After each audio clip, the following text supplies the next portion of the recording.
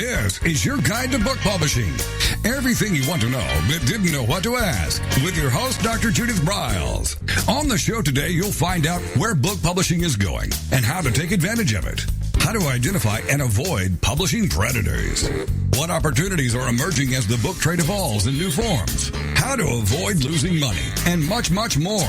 Join us now as a variety of publishing pros will deliver insights and strategies to take the author to the next level of publishing. It's your guide to book publishing. Everything you want to know but didn't know what to ask.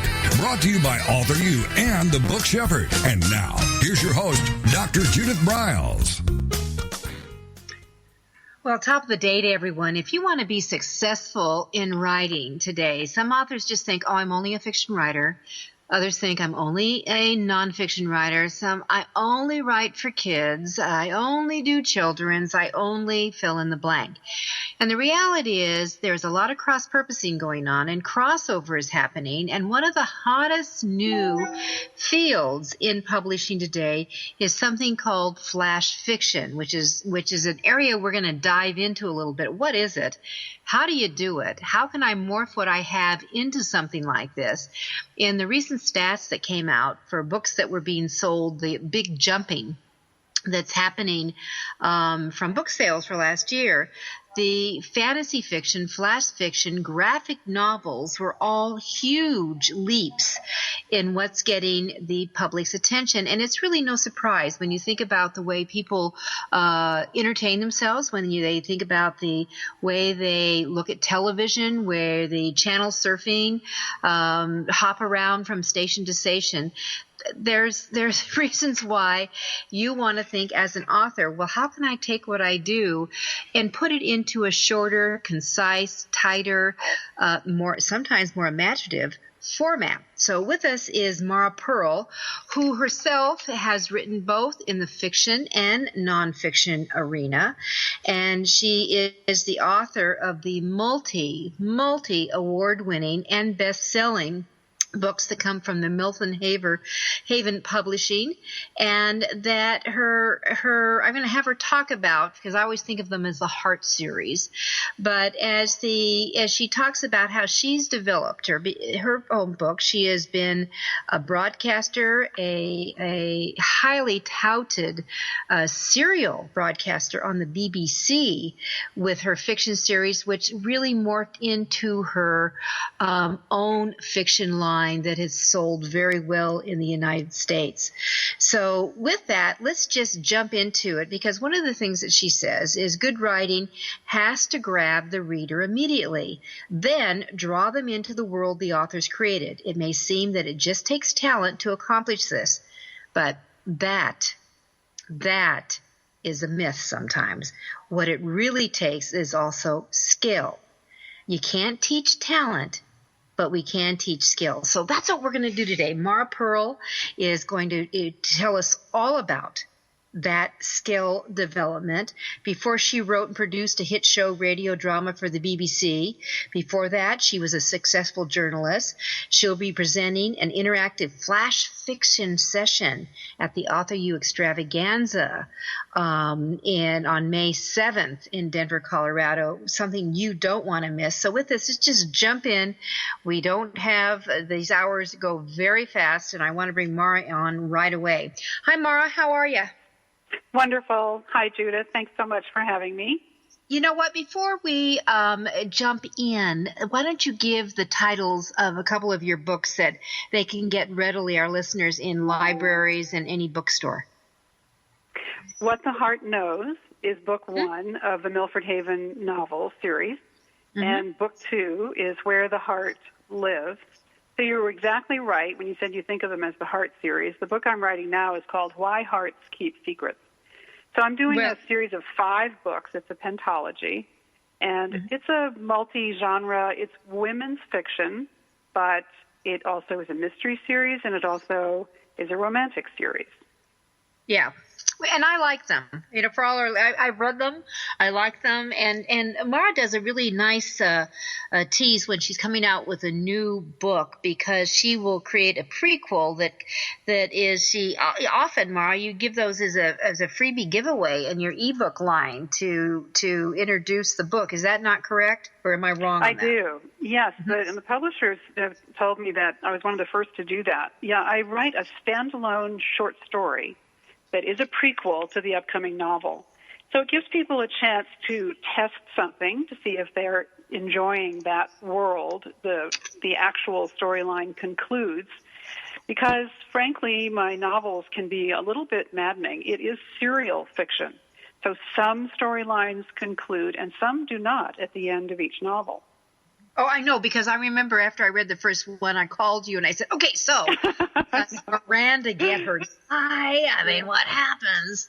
And she said, you'll have to wait for the next book. Yes, so sorry. Yeah, I learned that from Louis L'Amour. I had bought one of Louis' books, and there was actually a repeated section of pages. So the ending of the book wasn't in the book that I had purchased. And I called him. I said, Louis, I can't stand it. You have to tell me what happened. He said, I'm so sorry, dear. You'll just have to go out and get a different copy. No, we should tell our listeners that Louis L'Amour was one of your mentors. He was. Fantastic writer and extraordinary man. Yep. Too bad. I wish we all could have that kind of little voice in our ear. All right, so let's just jump into this. You talk about there's 5 critical elements and things that I know that you're going to be covering at the extravaganza on May 7th. But why don't we just kind of jump into this whole thing? Let's identify what flash fiction is, first of all, for our listeners. Flash fiction, you were doing a very good job describing it. I suppose you could say it's sort of attention deficit fiction. But really, we have delivery methods now that we didn't have before. We can receive things via Twitter or Facebook or email or any number of other ways. So reading bite-sized pieces of fiction is very doable. It sure works for me because I'm writing serial. So flash fiction has developed as a very interesting subgenre where people are writing things that are even only 1,000 words long that are a complete story. It's a very interesting challenge as a writer. I think what we do at the extravaganza, we'll have people who are in this session write something complete. And it will have a life of its own. They might find interesting blog posts where they can post these. But they also may find that they've created something they really want to expand into a more full expression of that story. It really works either way. It works as an exercise, and it even works as something that is a complete work. Well, I personally plan on being in your session because I love the idea of creating and completing a story that I could push out.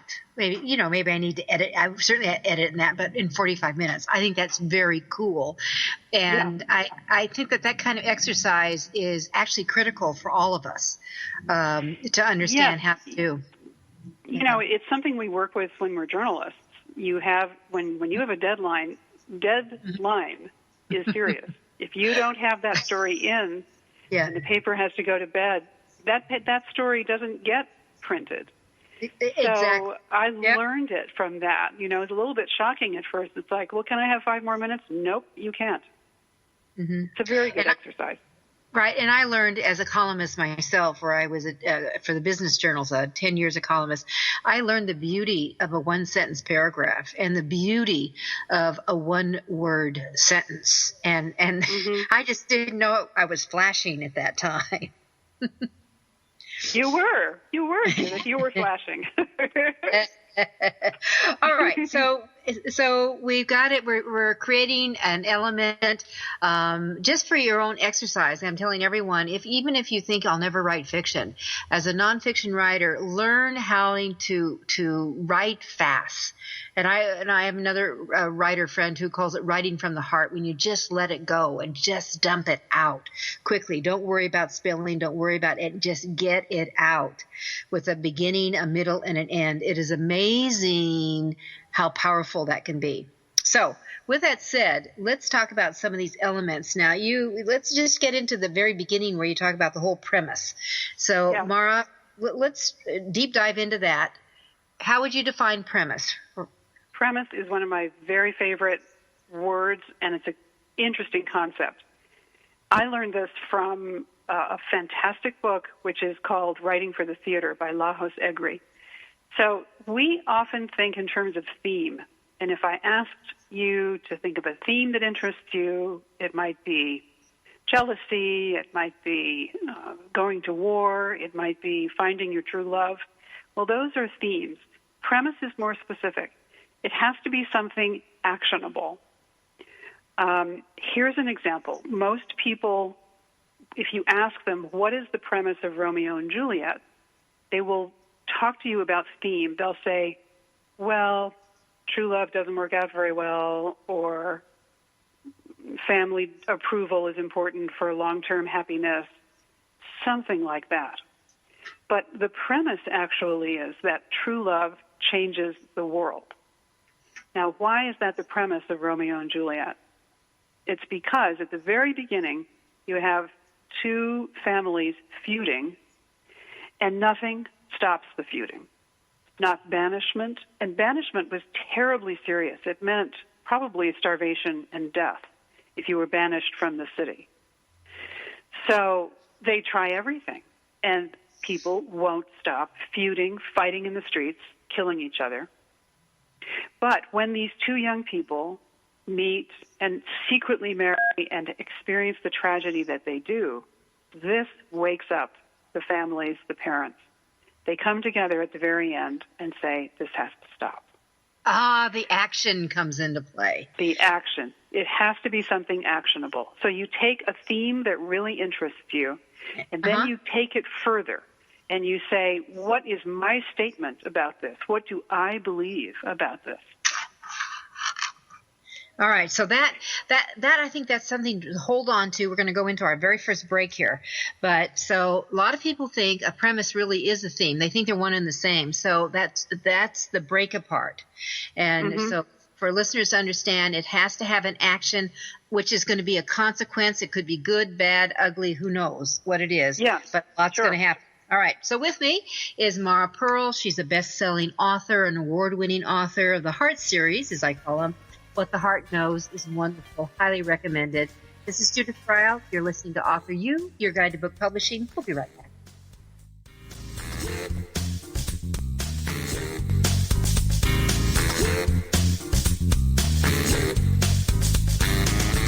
This is your guide to book publishing.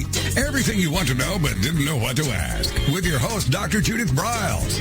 And we'll be right back with more great information right after these. Many of us have dreamed of writing a book. Some of us even have. Then the hard work starts. You'll need an editor. Who will design the cover or typeset the pages? Who will format the ebook? If you're a business owner, consultant, or coach with a serious message and expertise to share, the team of experts at 1106 Design can guide you through the maze. They've helped more than 1,000 authors create top-quality books and avoid the not-so-reputable self-publishing companies. Learn more at 1106design.com. Then call Michelle at 602-866-3226. 1106 Design.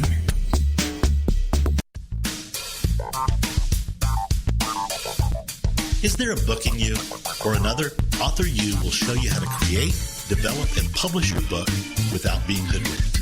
If you already have a book out, You'll find a supportive and brainstorming community that's connected and creative no matter where you live. Author U brings in national experts for its book camps and annual author extravaganza held each May. It has regular meetings and delivers webinars for its members on timely topics. Through Author U's extensive network, members enjoy exclusive benefits, including significant discounts for a variety of services necessary to publishing. The Resource, its online book publishing news magazine, is content-heavy and it's free. If you want to create a book that has pizzazz, punch, and panache, Author U is for you. If you're a hobbyist or a casual author, it's not. Join Author U today through its website at authoru.org. Follow Author U on Twitter at AuthorU and on Facebook at AuthorU, where timely author and publishing tips and articles are posted daily. Author U, where the author goes to become seriously successful.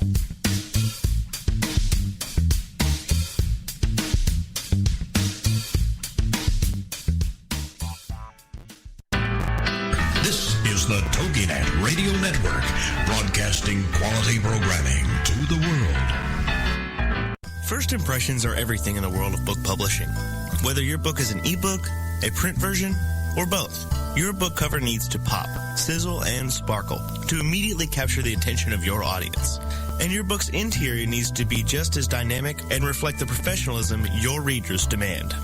Nick Sellinger of NZ Graphics has won numerous national and international book awards for his cover designs and interior layouts. With over 20 years of experience in graphic design, he knows what it takes to create award-winning books and the many promotional pieces that authors need, such as posters, banners, postcards, one-sheets, business cards, logos, and more. Visit ncgraphics.com and see what authors and publishers have to say about their award-winning books and how NZ Graphics can make your book the success it was meant to be. That's nzgraphics.com.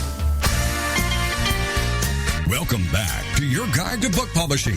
Everything you want to know but didn't know what to ask.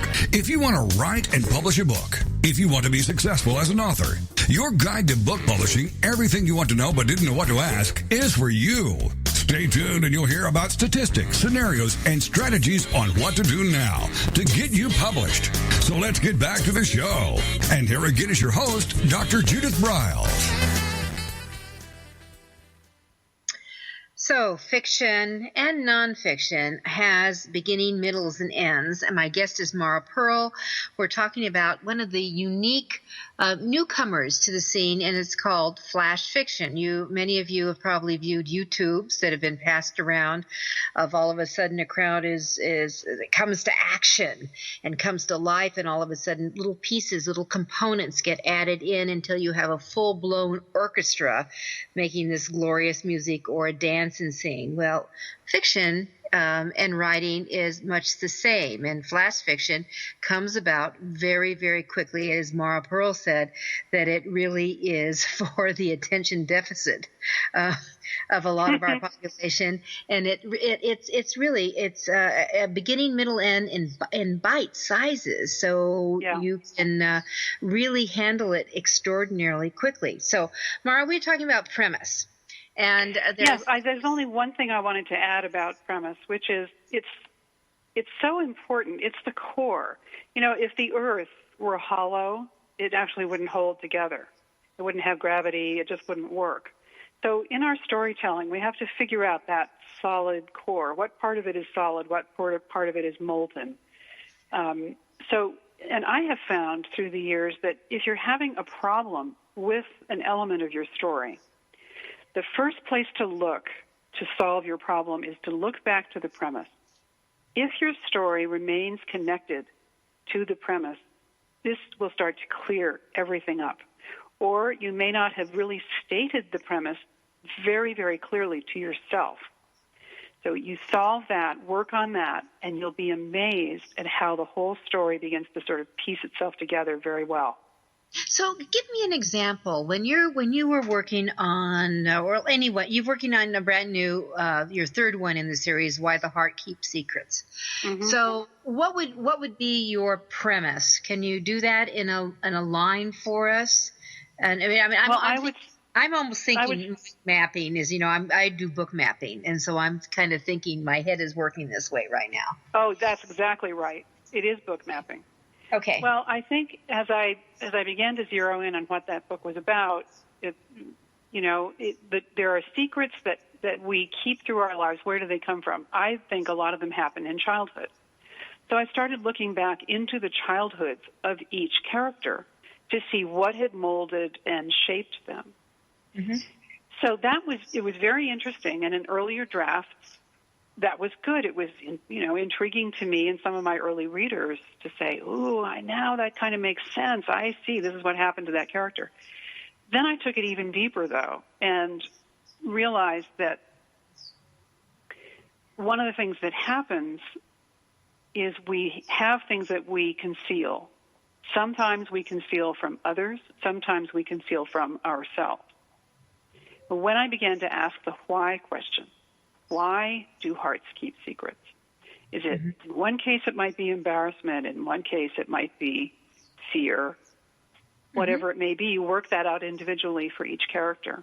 Mm-hmm. So the premise then begins to reveal itself. You begin to say, oh, okay, the premise of this book is that experiences in childhood lead us to keep secrets. Mm-hmm. Now I've got a working premise, and I can test that.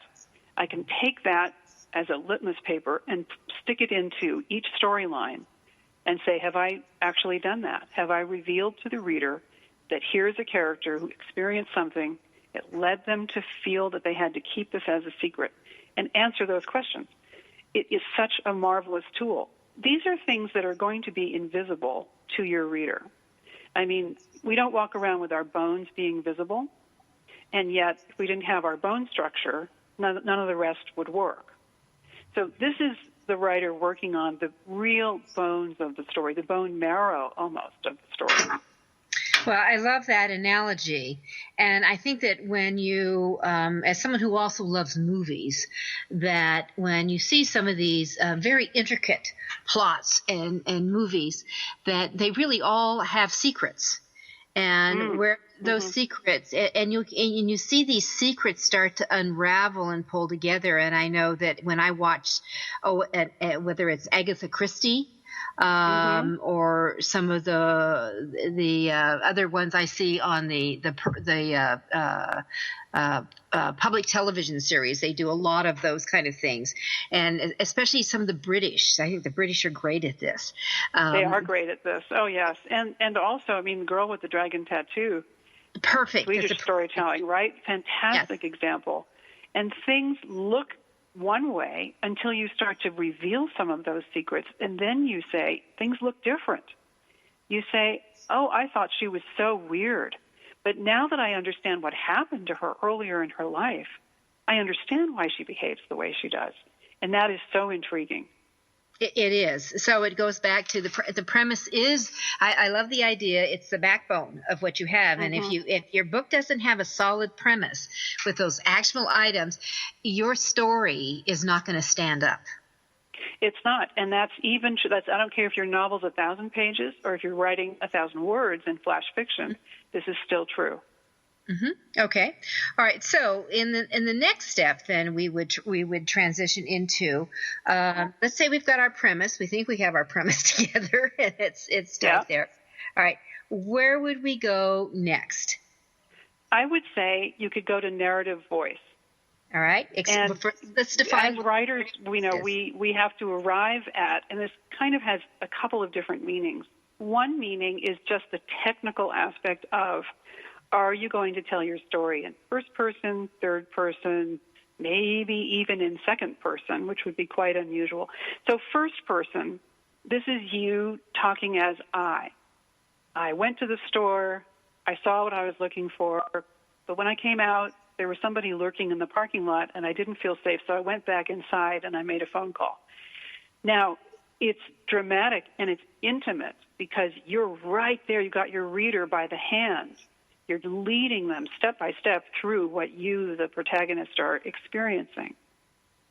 It can be limiting, though, because your reader can only know what you know. It's first person, so if you can't see something, neither can the reader. It's an interesting choice to make. You may change your mind as you're writing a story and realize, nope, I can't do it that way. I got to do it this way. but worth considering. And sometimes when a story arrives in your head, it arrives with its voice. Now, third person, this is the omniscient perspective, where both you and your reader, you know everything, but your characters don't know everything.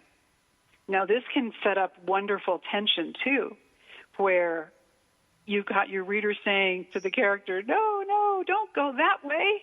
You'll fall in the hole, because you, the reader, already know. That can be good, too, and that can work if you've got a story with quite a number of characters and you really need to be able to see what each of them is doing. Mm-hmm. So that third person could be one of those that they're so involved in the storyline and they're caught up with it, they're beginning to anticipate what's coming or what's happening, or maybe it's already occurred and they're seeing, oh my God, you're going down this path, you're going to get nailed here, and it creates like an oh my God moment. Don't do this. Which it can be very, very powerful in storytelling. All right. Now there was an old vintage radio drama. Mm-hmm. I'm pretty sure it was The Shadow. Oh, I listened to The Shadow. Right, and isn't that the show where it was done in the second person? It would say, yeah, yes, Judith, you thought you knew what you were doing, but now you worry. You worry that John may have overheard that conversation. So it sort of puts you, the listener, on the hot seat. Mm-hmm. And I think it doesn't work in too many forms, but perhaps in a mystery story, that could be really strong. It could be great in flash fiction. Yeah, that's kind of fun. It is fun. That would be great fun. All right. So with the narrative voice, is this something where that it kind of ties in with the core? I mean, one of the things I think a lot of authors do they just jump in and they really don't clearly define all the hiccups, the who, what, where, why, how, of each one of their internal, in the storyline their characters have. And even when I write... That is so true. Okay, because I'm primarily, I work with authors for fiction, but when I do my own writing, I'm a nonfiction writer. And that I've always felt strongly that you've got to bring stories into your writing to support points. So I still have to get back to understand when I'm writing about, Jenny did blah, blah, blah, I got to really understand where she's coming from. And even I'll even want, is she a drinker? Is she a smoker? Does she go online dating? I've even thought about some of those things when I'm working on some of my own work that really you would think, what does that have to do with, peanut butter on jelly? Right, but you're right. The thing is that you want to develop really a very full profile for each character, and you need to not only write each of them individual biographies, but you then need to place them in a pantheon. You need to place them in relation to each other so that you don't have two characters occupying the same emotional spot. All right, and with that, we're going to come right back. I was so engrossed in what we were talking about, I didn't hear the cue. All right, we'll be right back. It's Author You. My guest is Mara Purl. This is your guide to book publishing. Everything you want to know but didn't know what to ask. With your host, Dr. Judith Briles. And we'll be right back with more great information right after these. Since 1987, Color House Graphics has set the standard for quality book production. Whether you decide to print a small quantity of books or need a large print run, depend on Color House to help you. You'll receive professional help and advice the moment you reach one of our representatives. If you mention hearing about us on your guide to book publishing with Judith Briles, we will provide you a discount on the first order you place. To speak with a project manager, call us toll-free at 800-454-1916 or visit us at www.colorhousegraphics.com.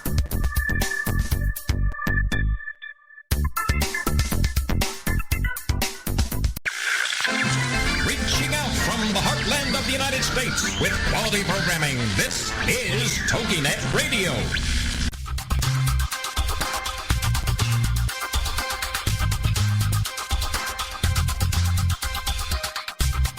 When When Ned Thompson and Harry Shore started Thompson Shore in 1972, they believed employees with great character would make up the best company. They were right.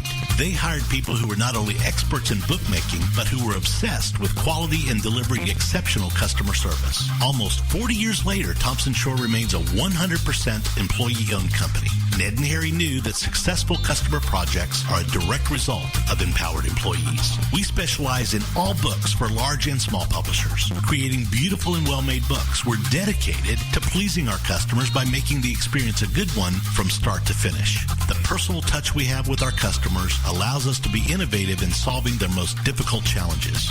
Our platform also ensures that we can remain flexible to meet our customers' unique needs and expectations. Our marketing kit can create buzz for your title, enhancing the promotion of your book during infancy. When you need to test the market to gauge your future sales, we can provide digitally printed books that will transition seamlessly into a larger offset run. From ebook to hard copy to delivery, our skillful customer service teams are at the ready to answer your most pressing question. At Thompson Shore, we know that making the highest quality books requires more than just best technologies. It requires superior customer service, professionalism to the trade, and commitment to environmental and social values. With these standards of excellence in place, you can be sure that we will always help you put your best book forward.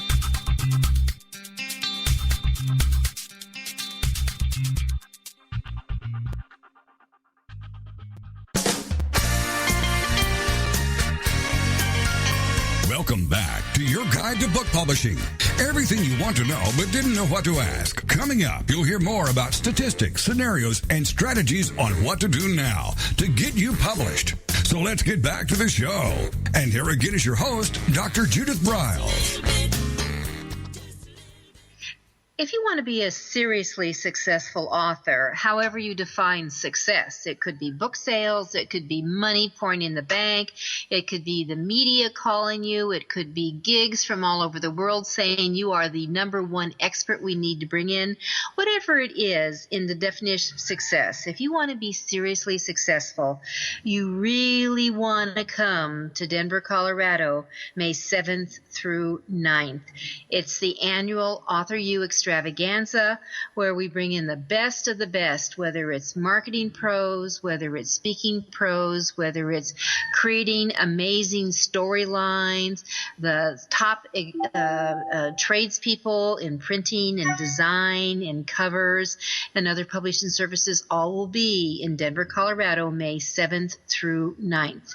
If you go to the authoru.org website, just click on events and you'll see the entire agenda open up. If you want to learn about email marketing, marketing strategies, how to have a system so your computer or laptop or your AirBook, whatever it is that you're using, rocks and rolls as you become a top influencer, we'll show you how. That's May 7th through 9th. Go to authoru.org, click on events, and join us now. The early bird pricing is on. All right, so and Mara's going to be one of our speakers. I'm going to actually end the program on Saturday on how to create a podcast, how to get sponsors, how to host your own show, and all those things. So I'll be talking about that because I'm a huge believer in having your own radio show. With me today is Mara Purl. She's the author of several books, award-winning, best-selling. I call it the Heart series. The first one was What the Heart Knows. The next was Where the Heart Lives. And the third one, which will be coming out later this year, is Why the Heart Keeps Secrets. We're talking about fiction and storylines. We've been looking at the premise. She's tap danced with the narrative voice, and really this new thing called flash fiction, which is bite-sized fiction done very quickly, short, like 1,000 words or so, but it's a beginning, middle, and end. And we're just going to open up on her third key factor in developing these type of stories, and that is what, Mara? Well, I would say character development. And, it arose quite naturally because we found ourselves beginning to speak about characters. Mm-hmm. And we were saying it's important to define who they are, write a background, have some fun with that, where they were born and what their big influences have been. And then you place them as if you were, I don't know, perhaps working with a chessboard. You don't want to have 3 or 4 characters trying to occupy the same space. So you move them such that they're in opposition or in sync with one another. So this gives you a chance to express different kinds of things that you may have noticed. When I was first writing Milford Haven, it began as a radio drama, and I was dealing with environmental issues as part of my storylines. So I would have people on 2 sides of these issues, which made it very interesting for my listeners, certainly interesting for me doing the research. So I would have an offshore oil platform, let's say, and those who believed this was very important for our country to establish oil independence and solidify our economy. And I also had characters who believed it was devastatingly dangerous for the environment, that oil spills could do, damage that could never be corrected over hundreds and thousands of years. So I was able to take 2 smart, interesting characters and place them in opposition over an issue. So there's character defining, there's character positioning, and then finally you want character development. You ideally, what interests me at least as a writer and as a reader, is to watch a character move from point A to B to C to D. Watch them grow. Watch them deal with issues and how those issues change them, how they respond, and how they grow and sometimes grow up, learn something very important. So when we take the journey with them, we feel, wow, I know more than I used to know. I might even be a better person because of this story. And then, I have to be, we use a common phrase that we often use now is newsjacking, when we're talking about for publicity for books and marketing books. How take a common thing. So when you're doing this, their character development, are you going in and really looking at the idea of what's going on in the news? Because I've always said sometimes that some of the real life, my God, you couldn't even create some of the crazy stuff that people do in fiction. Oh gosh, that's so true. I mean, truth is stranger than fiction. Yes. You know what I have found? If I'm really interested in something and I start delving into it, usually there'll be some uncanny thing that will happen because I'm synchronizing myself with world thought and world events. I had written, for example, a tanker going aground way before the Valdez accident happened some years ago. And I had somebody call me and he said, "Stop writing, you're making things happen." Oh, how funny is that? But, when you're telling the truth, I mean, here's one of my little things that I often say at writers' conferences. I think nonfiction is about facts, and fiction is about truth. Fiction is a very powerful lens that we can train on specific issues in life, and without being hung up exactly on the accuracy of this fact or that, we can get at an issue that might be difficult, sensitive, dangerous, whatever the case, and look at it with great depth. It's like having an electron microscope and placing it over an issue, and you see things you could never have seen otherwise. It's one of the great functions of story. And I think a great example of that is, I remember after 9/11, when Tom Clancy was all over the media as the expert on terrorism. Yes, because he knew about it. He'd researched it and he'd been writing about it. In depth. And I remember there was also a story, an interview with Ronald Reagan, President Reagan, where he had was at a function where Clancy was. And he says, "How do you know all this stuff?" But that's that deep dive. It's that deep dive. Right. And, I remember I talked with Jane Fonda right after China Syndrome came out and was asking her about, what do you think about the synchronicity with 3 Mile Island? And she said just what I said, that I really agreed with her. She said, if you're telling the truth, it's inevitable. You're going to be in sync. They were exposed, that movie was exposing an issue about nuclear power. And no sooner had that been researched and being brought to light in fiction than there it was in nonfiction. Well, we see that out on the big screen today. You see that both in television and on film. That all of a sudden there's a mirror. It's almost like this mirror. And the reality is those shows weren't created. That movie wasn't created last week. This morning as the news broke, those were in development for quite a while. Right. So we're tapping into the realities of the times in which we live, or we may be tapping into interesting times that were historical and get a fresh insight on something that happened during the Revolutionary War. Or we may develop a very keen insight about the future, about what is likely to happen, like Interstellar.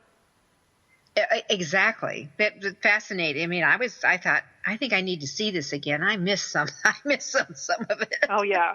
There was a lot to it. I agree. Yeah, there was. All right. So we have a few more elements, and I want to make sure that we cover them all because I think your next point is really critical. And that is the whole issue of what your structure, the structure of the story. Structure, scene structure. Especially in flash fiction, I want to say that going with the classic, very tight structure of a screenplay is a very good place to start. In writing a screenplay, you get to page 30, it's time for your first plot point, and so forth. Well, what is a plot point? You would, let's say, take your pencil and draw a line from point A to point B. Now, the line that's going to go from B to C most likely will not continue in that same straight line. It will go off in a different direction. Mm-hmm. So a plot point is literally a point where the plot takes a different direction, and this is what brings unpredictability to your story. So your readers are pretty sure, oh yeah, I know where these characters are heading. They're going right over here. And then whammo, they're not, because something has happened, and they have to respond to it. So it's very useful to plot these things out scene by scene, plot point to plot point, so that you know where your story is going to go. I know this may fly in the face of what we talked about earlier about letting it flow, but I will address that at the end of our session today, and I'll connect those two so that they really will make sense. Plot points are wonderful. I mean, if you watch a television show and it goes to sometimes a commercial break, plot point, and one of the classic example I use, because I did so much work in the healthcare field and dealt with conflict resolution, and there was a classic example in ER. All my audience watched it, and that the head nurse in the ER was going to med school, and as she was getting ready, as the staff was getting ready to call it quits at the end of the day, she noticed they were leaving, and she says, "Where are you going?" And they said, "Oh, we're going down to Charlie's to shoot pool." And she says, "Well, hold up, wait up, I'd like to come." And they said to her, "No, you're no longer one of us." And it went to break. And when we come back from break, I'll tell you the rest of the story.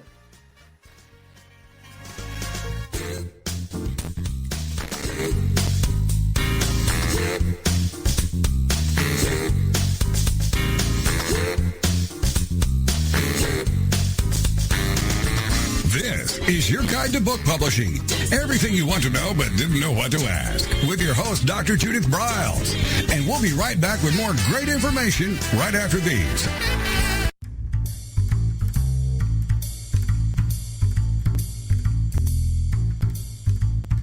The book shepherding concept is simple. The publishing world is changing, and so must you. You need an experienced shepherd and a guide to partner with you as you create, strategize, develop, publish, and achieve your publishing goals. You can't do it alone without paying the price. You can spend your money creating a book that turns out to be so-so, or you can create a book that looks and feels classy, builds your brand, and is a financial success, a bestseller. It's your choice. You choose. You need the book shepherd. Publishing is riddled with obstacles, sometimes nightmares for the author. You don't need problems. You want solutions. Dr. Judith Briles will shepherd you through the maze and the chaos. At times, she's had to step in and rescue a book that has been sabotaged by a publisher or by a publishing service provider or sometimes even the author themselves. Judith Briles is the book shepherd if you want to create a book with no regrets. Give her a call today, 303-885-2207. That's 303-885-2207, or email her at judith@briles.com. By the way, Briles is spelled B-R-I-L-E-S. Follow Judith on Twitter at MyBookShepherd and on Facebook at The Book Shepherd.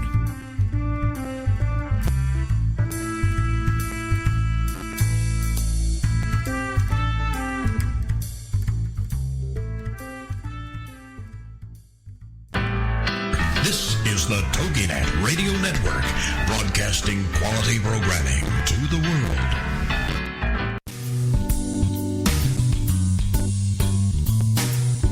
At Total Printing Systems, customer service is our priority. We are located in Southern Illinois. Our employees have an average of 18 years experience and know that customer relationships are important to our continued success. We have been a short-run book printer for nearly 40 years and always stay at the forefront of technology. Our niche is from 1 to 5,000 copies. Today, we offer digital, black and white, and 4-color high-speed inkjet printing, a cost-effective way to introduce color into your short-run titles. We, of course, offer traditional offset printing as well. Bindery is done in-house, from adhesive case binding to PUR perfect binding to mechanical binding of all types, including side sewing. We provide warehousing, kitting, distribution, inventory management, a new print-on-demand facility, streaming browser-based ebooks, and bookstore. Call us at 1-800-465-5200 for a quote on your next book project. You can also visit our website at www.tps1.com. Welcome back to your guide to book publishing. Everything you want to know but didn't know what to ask. If you want to write and publish a book, if you want to be successful as an author, your guide to book publishing, everything you want to know but didn't know what to ask, is for you. Stay tuned and you'll hear about statistics, scenarios, and strategies on what to do now to get you published. So let's get back to the show. And here again is your host, Dr. Judith Briles. Best-selling author, award-winning author Mara Purl is with me today, and we're really talking about structuring your work, your fiction. And we were using the example of flash fiction, which is the shorty method, the bite size. And we were going through the components. For example, you've got to have your premise, that narrative voice, your character development. We were talking about the story structure, and I ended it with the point of an example I was giving of the plot, of your plot points, how critical they are. And from the old television series ER. And Nurse Carol was going to med school. She knows their staff's going off. She says, "Hey, gang, wait up. I'd like to go with you." And what they said is, no, basically you're not welcome because you are no longer one of us. You are going to become one of them. It goes to commercial break. When the commercial comes back, we're back online. Here's what happens. You can hear this background noise. We know we're in the pool hall. You hear that sound. You can even hear, balls being hit on the tables. And then it turns. You see Carol walk in.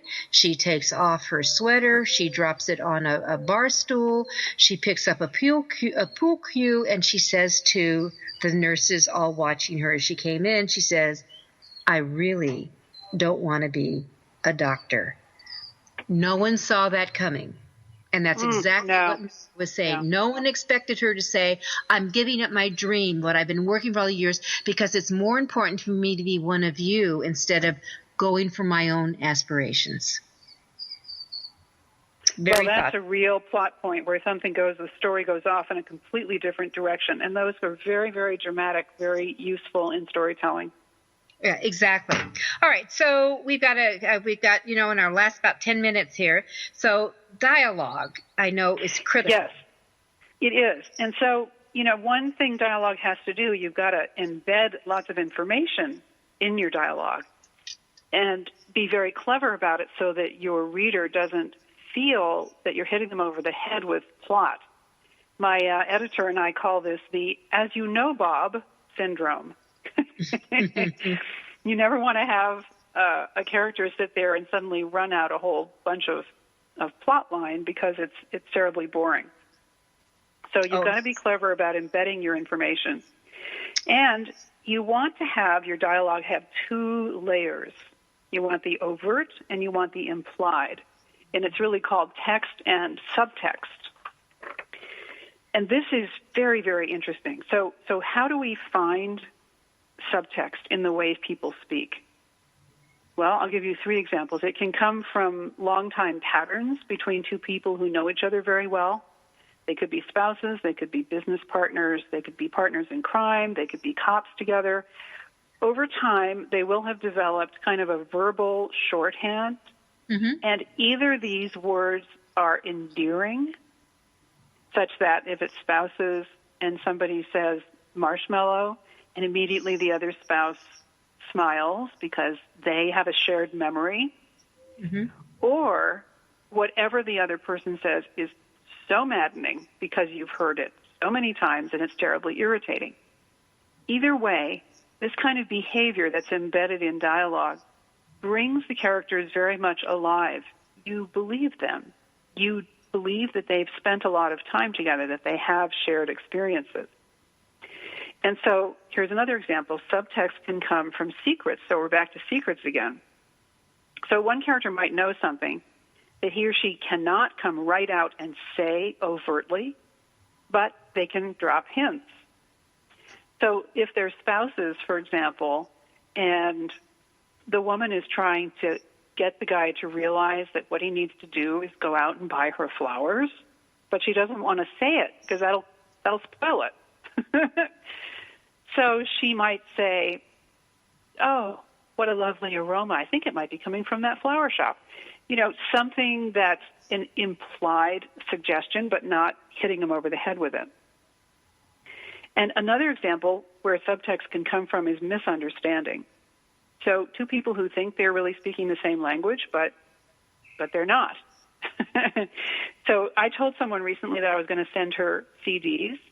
Well, I have an audio company, and what I meant was I was going to send finished, printed, professionally produced CDs, whereas apparently what she thought was I'm going to go to Office Depot and pick up a package of blank CDs. So, yes, it was the same word, but in our 2 different contexts, it actually had 2 different meanings. That's a great tool in writing. You can look for those things because it involves your reader in trying to figure out what's going on and then to go, "Oh, I get it. They don't get it yet, but I do." And that is a powerful experience for your reader. And so it's like you said, that they don't see it coming, which creates the pow. Exactly. In that. And you're going, whoa. Oh. Yes. And, you know, it's you when you put treasures, I like to call them, you bury treasures in the dialogue just sparkles with richness, and you love reading those sentences because you're seeing things, you're hearing things, you're getting clues to who these people are. And, you know, let me add this. I think it's really important for all our listeners to understand that in their writing, it's just critical to read other authors who are writing in your genre and pay attention to how they put things together. And when you come across a sentence or a paragraph that is just, I mean, it shines. And I've had those experiences where I've actually called friends. I said, do you have like 15 seconds? Can I just read this to you? That I think it's important to stop and figure out, what did they do here? What kind of adjectives did they use? What kind of structure is involved here? Because the way you become a better writer is, besides you just start writing, is you need to study what the great storytellers and writers are doing that allows them to connect and give those moments. It's I can't stress that enough. I so agree. You know, it's like deconstructing what is embedded in the code of what they've written. It's sort of the difference between, there's a drop of sterile water may not have much in it, but a drop of seawater will have so many minerals and trace elements that will tell its history and its location. When our writing is richly layered and contains all that history, the more it's experienced, the more people can really taste it and really get something rich from it. Oh, that's like an amen. And those are the takeaways. So just start reading. Like, for example, I'll tell you, Mara, one of my favorite books was a nonfiction biography of a horse called Seabiscuit. I loved the writing. Actually, I wasn't fond of Laura Hildebrand's book Unbroken. I got tired of it, but I loved Seabiscuit. Seabiscuit. I've actually read it a couple of times because her writing describing Big Red, this horse, was just phenomenal. Lovely. Yes, those become treasures. Those when we find those passages or those stories. I mean, I go back to Jane Austen and marvel at how she created a moment of such tremendous confounding tension